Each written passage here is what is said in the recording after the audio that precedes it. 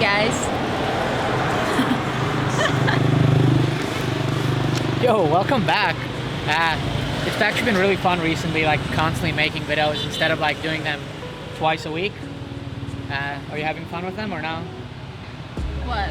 Okay, she's Everybody not really looking at us now, so I'm really like... Wait, who's looking at us? Everybody driving by. Like, There's literally only us. people driving by, but they look at me, not her. She's getting nervous, but you get used to it being a white guy. Everybody's looking at me all the time. Jesus. Yeah, What are it's we gonna Saturday. talk She's today? not working.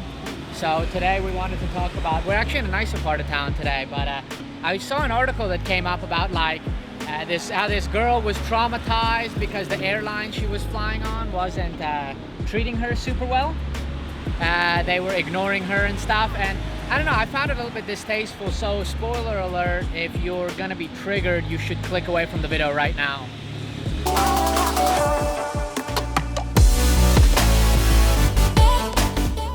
What's up, guys?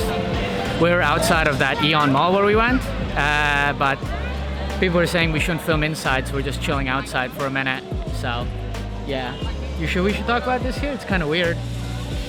There's literally like a group of people around us just watching. It's very awkward. I think it's good practice for like social pressures and interactions, so it's pretty good, but And the two girls keep like walking next to the camera. I'm waiting for them to knock it over and cause me my $2,000 of damage, so.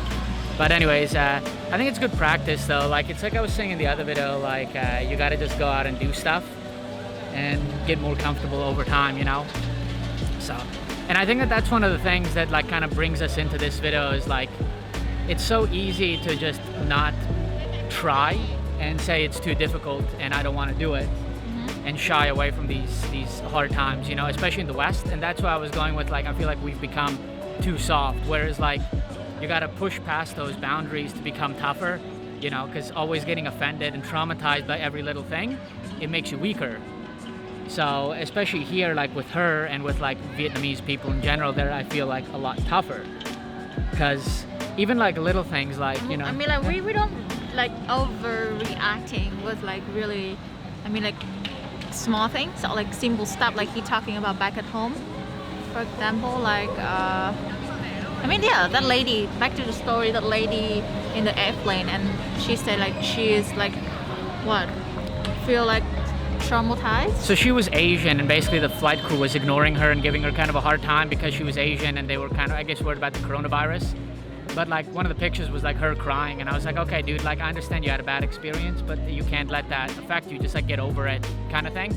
I know it's easier said than done, but I mean, like, that's totally fine. Everybody don't know. They just like think like the virus is so scary, and then they assume like all the Asian from China. So people should like, I mean, like stay away from that. So you, like Marko said, you always have to like make the most of any situation.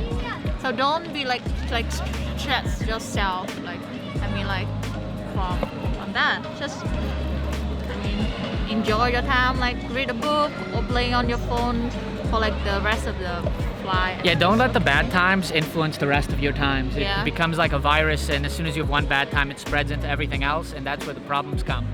Instead, you should kind of focus, like cut that off and be like, okay, that was bad, now let's move past it. And I feel like we don't do that, you know, whether it's the PC culture in America or whether it's this outrage culture, you know. So like I said, if you're triggered, you might be upset at what I'm saying, you know, but that's for me a big reason why I had to leave America, because it was getting kind of crazy, and like you have to be careful with everything you say, because it's like walking on eggshells with anything you say. And even my parents, they're susceptible to it, especially my mom, about certain topics. Like, it's just a no-go. She's instantly offended and doesn't want to talk about it. And I was like, well, that's not how you fix problems. Like, by being offended, you literally shut down the conversation. Whereas here, like, even things that like would be considered racist in America, she's like totally fine with, like even including like her race. Yeah, we like joking about that at home, or like even say that in front of like his co-workers. Maybe they might upset. Yeah. And they will think like, oh my Maybe, god, yeah. he's so like racist. Yeah. Like, if like he called me like yellow or Asian, Yeah. I mean, like, that's fine. Yeah, that's true though. I'm Asian and Yeah. my skin is yellow. So yeah, what's I the don't point have for like being- anything like defensive about that. Yeah. So. You know, or even my students will say that, like, what's the difference between you and me? And oftentimes they'll say like, oh, you're white and Yeah. I'm yellow. And I was like, yeah. you know. And it's weird because in Color of America skin, that's, yeah. but like in America, like a lot of times that's not okay. And I feel like it's really shut down, like academic kind of talk, and it doesn't fix issues. It just kind of pushes them back further. Whereas people here, I feel like, are leaps and bounds ahead. For example, like I have like one brother die when he was 4 years old, and say, oh my god, that's so like bad, and maybe you should have like a sympathy or something like that. Yeah. A therapy. Therapy, yeah. Therapy, okay. I say, no, my brother like was sick, and then it's time for him to like, I mean, for the have a better life. Yeah. So everyone needs to move out. Yeah. Her whole family's moved past it, and it's just kind of a thing that happens. And it's interesting because I've met people back at home that become traumatized and they carry this with them forever. Whereas here, people don't. They just kind of, that's a bad time and they move past it. Like in America, I've met people who are still upset about slavery, which it was a bad thing, and don't get me wrong, but like now it's been like a century and a half disconnect. You know what I mean? Whereas here, like there's people who are alive still who fought against Americans. Yeah. And yet none of them have ever given me any grief. Like, oh, you guys bombed my country. No, they're totally fine And with even it. the opposite, like people like really happy to see like a foreigner, or like asking like where he's from. Yeah. If you say like, oh, I'm American, and they keep asking about what's going on there, it's like, what's like, yeah, I mean like not like really talk, well, maybe talk about the war, but like in the, I mean like talking about like the past, like Yeah. happy way. Not Yeah, like, and they just and what I think is really interesting about it is that people look at the past and they're more amazed at how much it's changed. Like, man, we used to be killing each other 50 years ago, and now we're like friends. And that's the way the Vietnamese think. When they're more impressed with how quickly we built a relationship with America, Yeah. instead of being like "F you, America," you know. And I think that's pretty awesome. Yeah. Let's go get some food. We're hungry AF. yeah. So, I mean, maybe this like the fun vlog. Yeah, we can't film inside. I don't want to get in trouble, but yeah, we'll film some more in a little bit. No, Okay. maybe B-roll on the iPhone. Maybe? Yeah, maybe. All right. All right. See you later. Hey guys, me back at home now. I don't know, I have a lot of energy today. Yeah, she has like a million miles an hour on the ride home. She was so excited. Yeah? What? No? Nothing? So yeah, anyways, we just did the basic shopping, nothing special. I would recommend you I got a second one because I started using one for work, but these little booklets that can fit in your pocket are awesome for like sporadic note taking. Anyways, I just wanted to kind of wrap up the video because it was really it was actually Weird. nerve-wracking being there because there was like a bunch of people. I'm not sure how many were actually watching us. I'm guessing a fair bit. Everybody. People don't walk around with like big equipment. I think that's one of the hardest things about vlogging or making videos in general is like people always look at you and they're like, ooh, what's going on? What are they doing? You know what I mean? Especially when you're walking around with like what I have, like a full frame camera with like a huge tripod and a microphone all rigged up.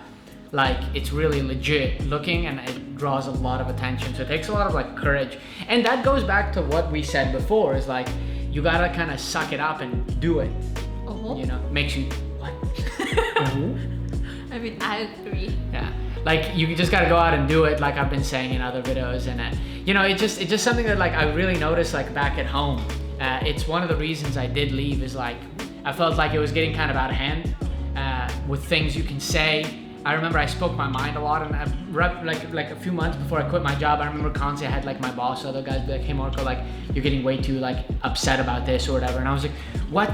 Like when I left America, that's when I found out that the DNC was basically rigged against Bernie to have Hillary win. So Bernie Sanders should have gotten the nomination for the Democratic Party and fought against Trump, but instead they didn't want him, so that they kind of rigged it, and I was so mad. I was like, what kind of a democracy is this, blah blah blah, and people were like, whoa man, like we don't do that here. And I was like, bro, you're literally shutting down my free speech because people are uncomfortable because other people might disagree with me. Mm-hmm. And that does not breed strong people. Yeah. That breeds more weakness and people who avoid confrontation, which is her and me. Even personally in our relationship, she avoids issues.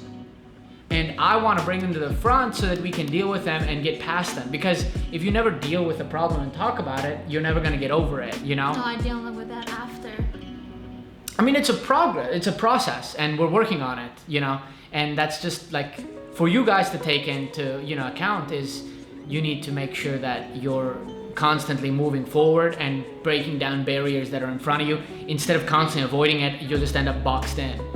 Like I said, it's what we have back in America is great, and it gives you a lot of protections, our system and our society, and it's very open.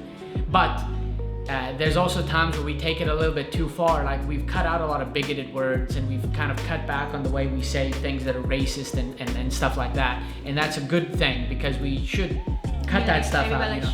Yeah, because your words will eventually influence your thoughts, right? What you say and what you think, they eventually become the same.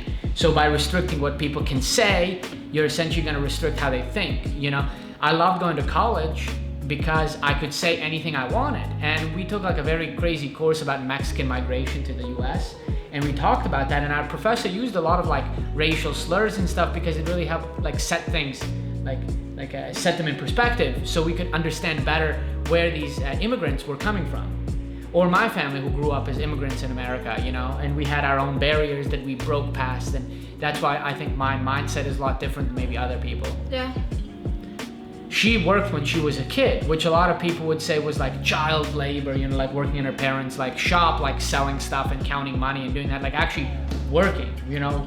No, I mean like at the same age like me, everybody like helping the family when we have free time like outside school, and like I mean we have to like balance like the times you're playing, hang out with your friends, like doing homework, and also like helping the family do other things, take care of my sister and brother. So I mean like everybody have fun with that, nobody forced her to do. I mean like we aware that like our duty. I mean we're willing to do that, Yeah. not like abuse or something like that. You know, Wow. and I mean, but that's a big thing. That's a big difference that you can bring to the perspective and change how people think in America. I mean like I learned a lot of that. I mean like I can become different than like if I didn't experience that.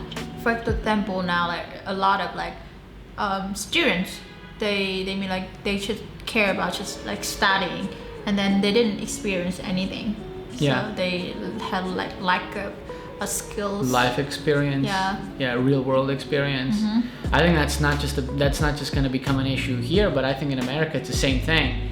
Study, and the good job will come, but you never learn any life skills. Yeah. And then those things eventually like beat you up, you know. And like I said, I think it's one of the reasons that like Asia is taking over the world, because these kids are doing like they're basically like little adults.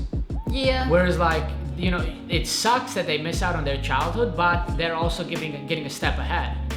Not Then- really. I mean, I still have fun and enjoy Well- my childhood. But like, yeah, I helped my parents to like manage their business, taking care of my sister and brother when I was little. But like, just for example, like what was your summer vacation like between school? Like between like, your summer holiday? What did you do? 3 months, so Yeah, but still what like did you do? hang out with my friends. But did you do any work or anything, or was it just 100% play? No, still like the same like normal thing, except like going to school, but like doing like summer homeworks. No. Hang out with friends, and still helping my parents to even like farming, or like they have the little shops, so helping them like to watch the shop. Yeah. See, whereas like I just played all summer, you know. I mean, my parents raised me to be tough though, so it's okay. Yeah. But yeah. You know, like I'll give another example. Like, you know, I was bullied for my accent when I came to America. I was just telling her about it, and like a lot of people would use that like against them, be like, oh, this is why the world's so tough.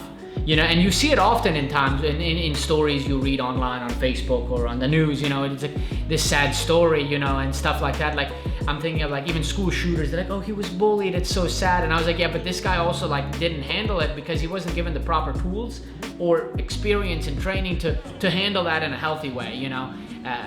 You know. I mean, like it depends on your choice. If like you, become better than that, like the people like bully you. Yeah. So. Yeah, grow beyond it. Yeah. Don't let it stop you. Yeah. No, for sure. That's what it's all about. You know, don't use that as an excuse to be like, oh, this is why I can't do this, but instead push past it, you know. And that's what I did. I was like, no, screw these kids. I'm gonna learn to be like, I'm gonna get rid of my accent. And like bad things always like comes from excuse, like to be lazy, or it's just like yeah. he Like the book I'm reading was Unfuck Yourself, and the author said, you succeed at everything you want, and if your subconscious is saying that you're gonna ruin this relationship, then you're gonna ruin this relationship, and that's a success because that's basically you subconsciously telling yourself that you're not good enough. You saying you're not good enough, of course, is gonna eventually cause you to fail, which is actually a success because you're saying you're not good enough. You see what I'm saying? It's all about like in your head how you see the world and how you react. Yeah, that's it. This is a fun video. I really like talking about this stuff, especially with her. Well, maybe did you get anything from this or no? Just a waste of your time. At least I mean, like, I don't know, after talking with him about that, like I have so many energy now. So make me I wanna to like drink a Coke. Okay, cool energy. Oh my All God. right, leave a like, comment, and subscribe. And you know, you never know what I'm gonna come up with. I have no idea what the next video will be. Serious, just like boop, we'll see what's going on. This whole channel's like a mind dump for me. It's like, I mean, like, here's what I'm thinking. Our lives, or his life, and sometimes I appears on his video, and Yeah. it's very random topics. exactly. So that's Is that a good thing? Yeah, let's know like what you want to us to do, Yeah. or like what Yeah, let you me think know. about this style Yeah. videos. Yeah, if you want to know about life, if you have questions about photography or videography, I know a fair bit about that. That was my one idea actually. Instead of this one was to talk about RAW versus JPEG, but I decided to do this instead. Anyways, I'll catch you in the next one. Bye bye. Peace.